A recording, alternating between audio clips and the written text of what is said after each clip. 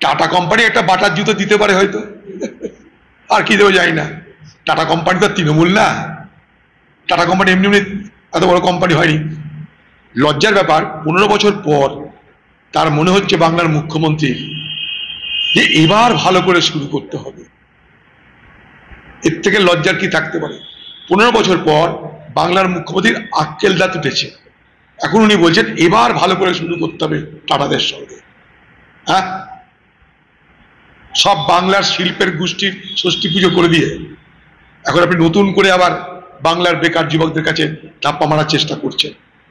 আপনার পাঁচামি কয়লা খনির কি খবর? 1 লক্ষ লোকের চাকরি হচ্ছিল, দেউচা পাঁচামি। তৃণমূলের 3-4টে লোককে সেটা বেচা হয়েছে, ব্যাসাল পাথর তুলে বাজারে বিক্রি করার জন্য। কোথায় কয়লা, কোথায় চাকরি? জলের দলে সেই সমস্ত জায়গায় তৃণমূলের নেতাদের কাছে সেই খনি বেচে দেওয়া হয়েছে, তোমরা পাথর তোলার বেচো, কয়লা তুলতে হবে না। কয়লা উঠাতে কত কত বছর লাগবে তাকে ঠিক নাই, ততদিন আবার তারা চলে যাবে পাল্টাল কামিয়ে। এতদিন তার মনে পড়েছে শিল্পের কথা।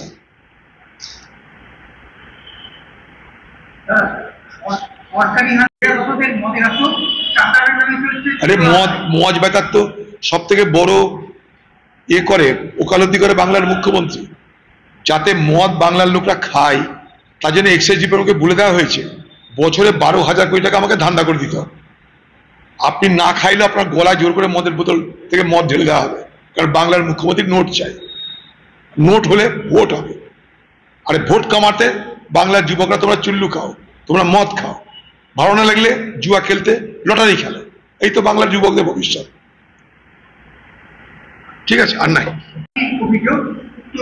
আমার বক্তব্য। যে সমস্ত শিল্প সম্মেলন হলো এর আগে, সেই শিল্প সম্মেলনে মুখ্যমন্ত্রী যে প্রতিশ্রুতি দিয়েছিল, টাকা বিনিয়োগের যে গল্প ফেলেছিল, টাকা বিনিয়োগের যে ঘুঘুর ফাঁদ দেখিয়েছিল, টাকা বিনিয়োগের যে আষাঢ়ে গল্প করেছিল, সেই টাকা কোথায় বিনিয়োগ হলো একটু বাংলার মানুষকে জানা, আমরা জানতে চাই।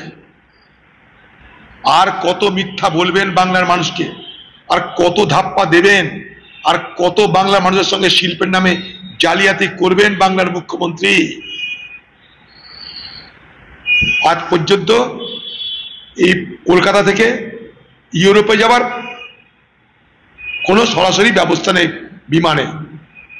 হ্যাঁ, এত বড় ভারতবর্ষের এই কলকাতা,